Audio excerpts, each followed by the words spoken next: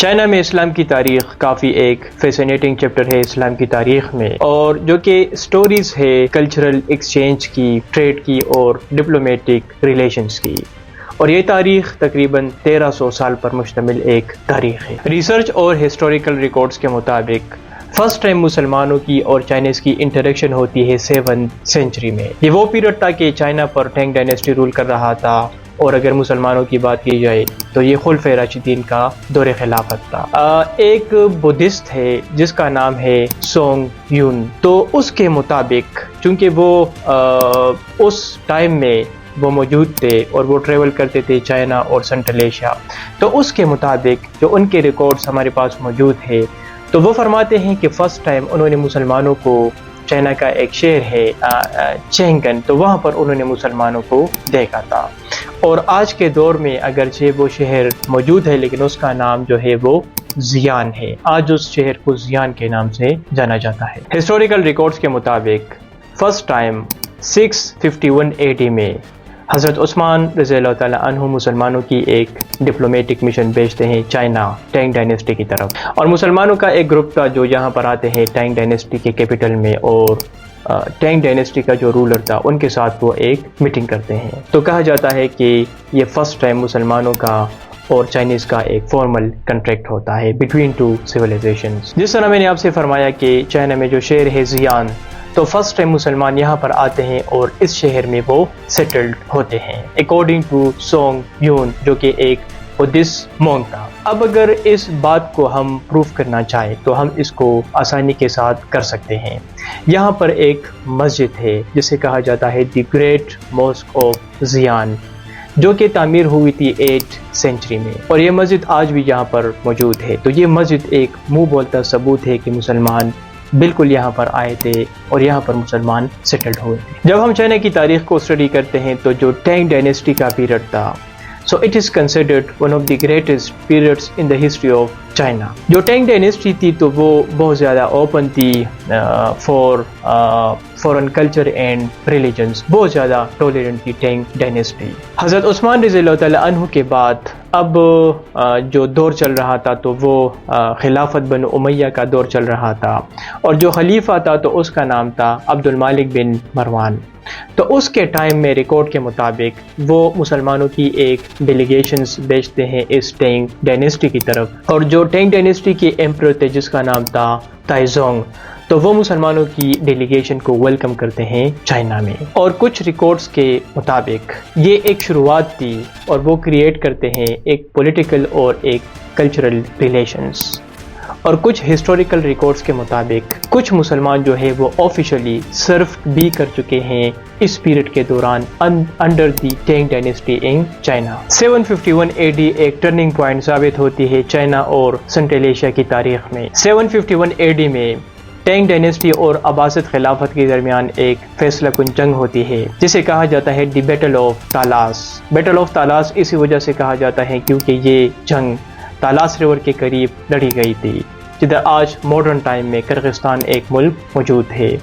اس جنگ میں مسلمان ٹینگ ڈائنیسٹی کو شکست دیتے ہیں، ان کو وہ ڈیفیٹ کرتے ہیں، اور یہ اسی وجہ سے ایک امپورٹنٹ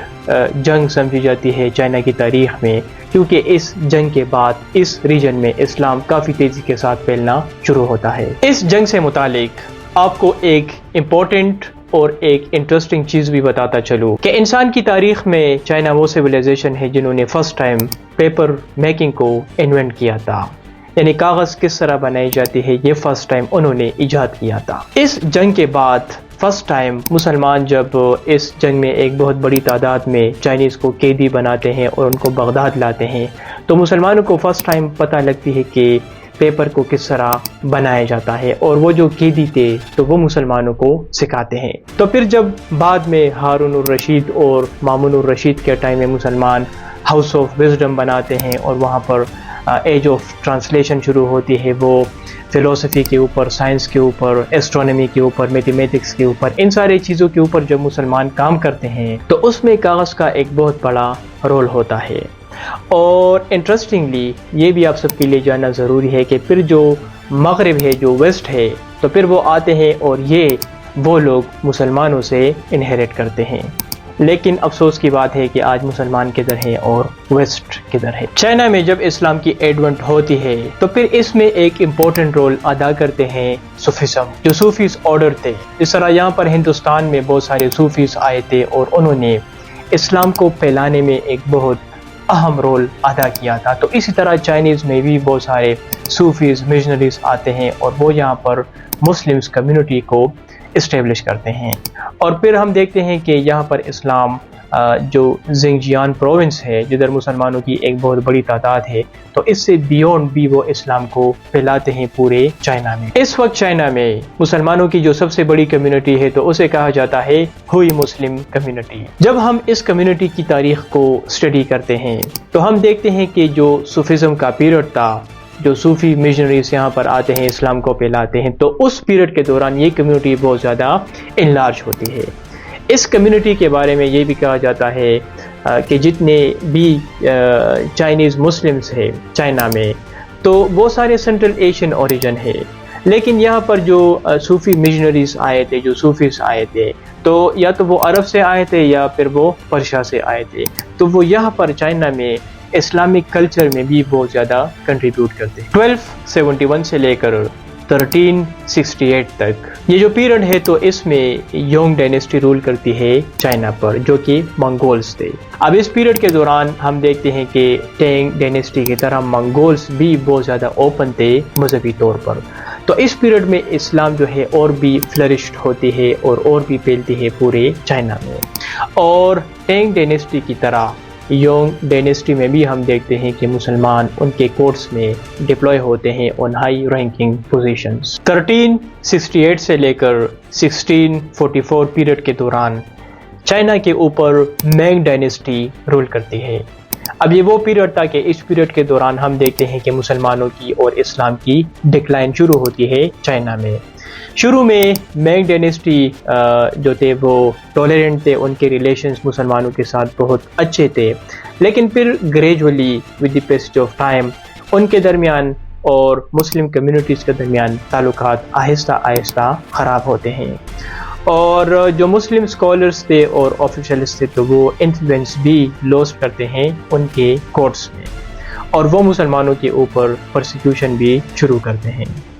تو اس پیریڈ کے دوران زیادہ تر چائنا میں مسلمان جو ہے وہ اپنا انفلوئنس لوسٹ کرنا شروع کرتے ہیں، لیکن دو ایریاز اب بھی ایسے تھے جس طرح زینگجیا اور زنجیان، چونکہ یہاں پر مسلمانوں کی تعداد بہت زیادہ تھی، تو جو دو کمیونٹیز تھے، یوگر کمیونٹی اور ہوئی مسلم کمیونٹیز، تو یہ ان ایریاز میں سٹل وائبرنٹ تھے۔ 1644 سے لے کر 1912 یہ پیریڈ کنگ ڈائنیسٹی کا پیریڈ تھا چائنا میں، جب وہ رول کرتے ہیں چائنا کے اوپر۔ اب ان کے رول کے دوران ہم دیکھتے ہیں کہ وہ مذہبی طور پر بہت زیادہ اوپن تھے،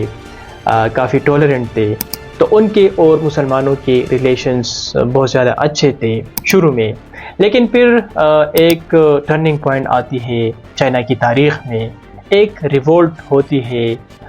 جو کہ ہوتی ہے 1862 سے لے کر 1877 پیریڈ کے دوران، جسے کہا جاتا ہے دی ڈنگن ریولٹ، جس میں فرسٹ ٹائم